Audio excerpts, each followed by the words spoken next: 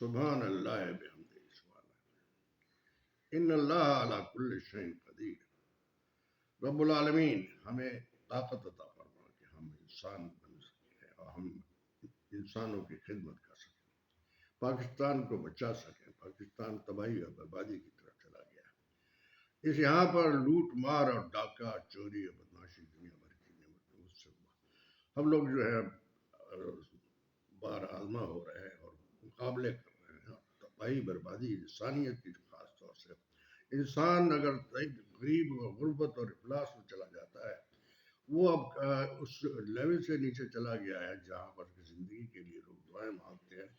اب وہ دعائیں مانگ رہے ہیں کہ اللہ تعالیٰ ہماری رہائی محفوظ فرما دے، پاکستان کو محفوظ فرما دے۔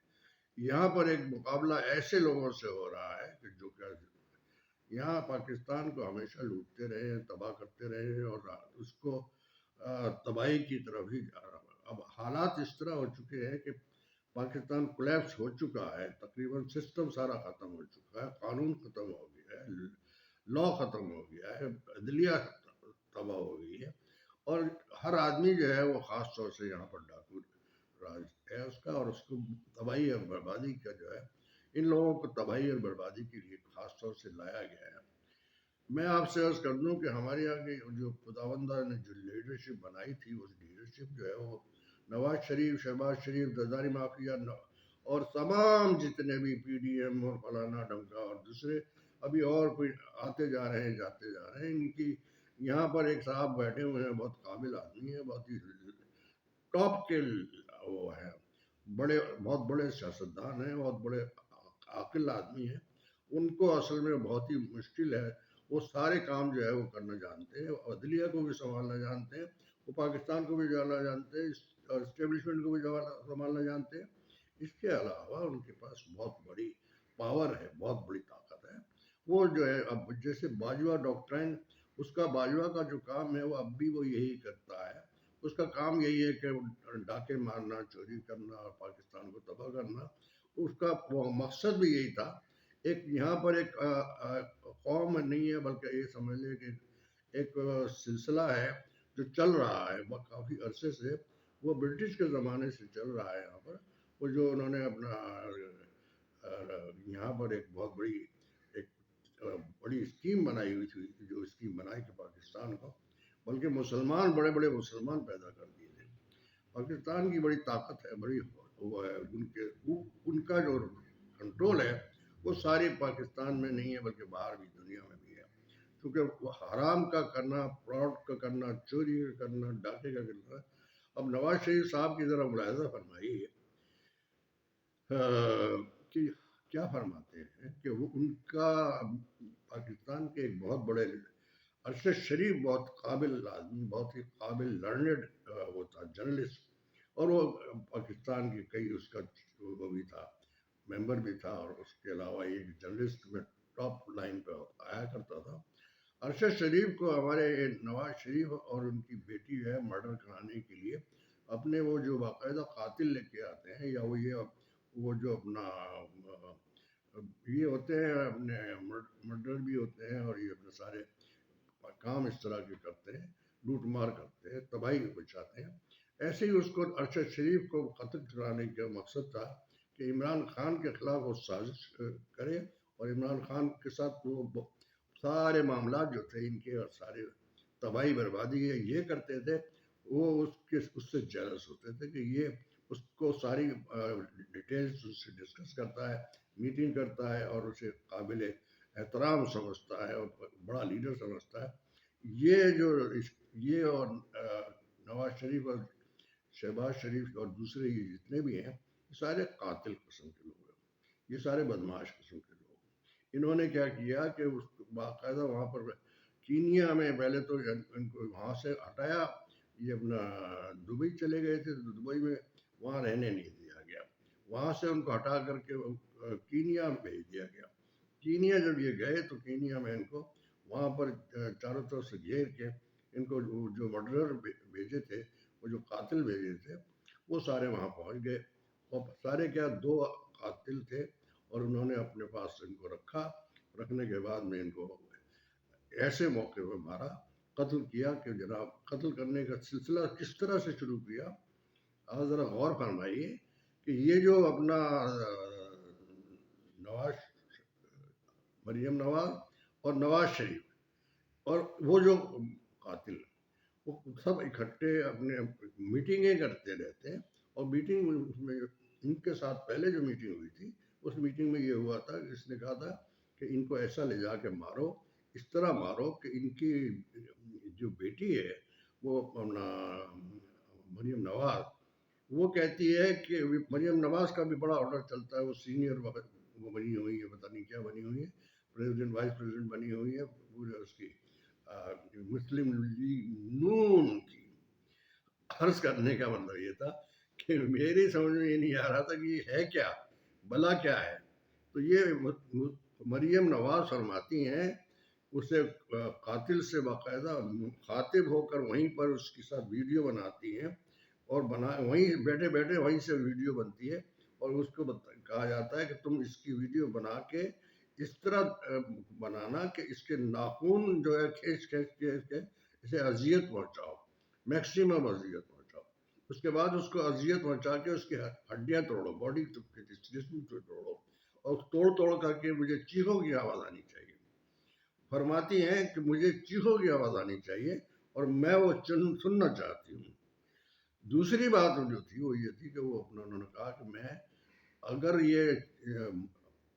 اگر یہ آرام سے مرا تو میں تم لوگوں کو نہیں چھوڑوں گی، اور یہ اس کو ایسے مارو، اتنی اذیتیں دو کہ گھنٹوں اس کو اذیتیں ہونی چاہیے، یہ 2 دن تک تڑپتا رہے، چیختا رہے، چلاتا رہے.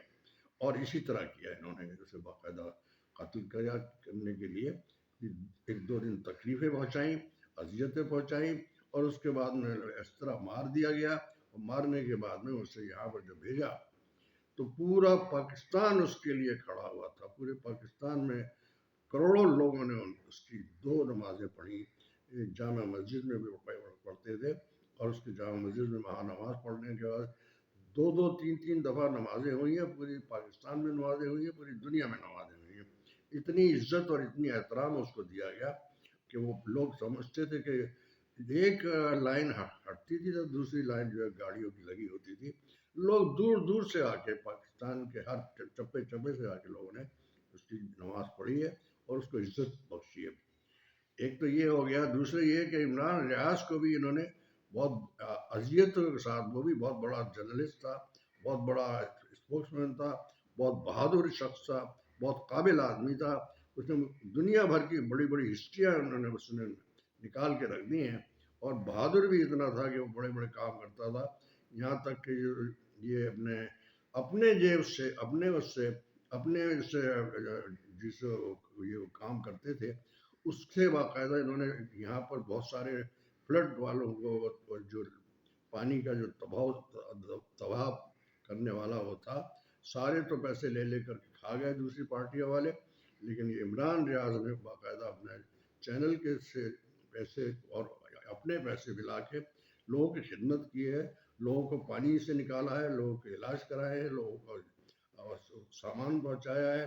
اور وہ خیرات اور زکوٰۃ کا جتنا بھی سامان ہوتا ہے وہ ویسے ہی اس نے سب نکال کے لوگوں کو باقاعدہ روزی اور روزگار اور کھانا پینا اس کے علاوہ ساری چیزیں ان کو دیتا تھا. یہ بڑی پاور اور بڑی ہمت کی بات تھی کہ جس شخص نے اتنا بڑا کام کیا.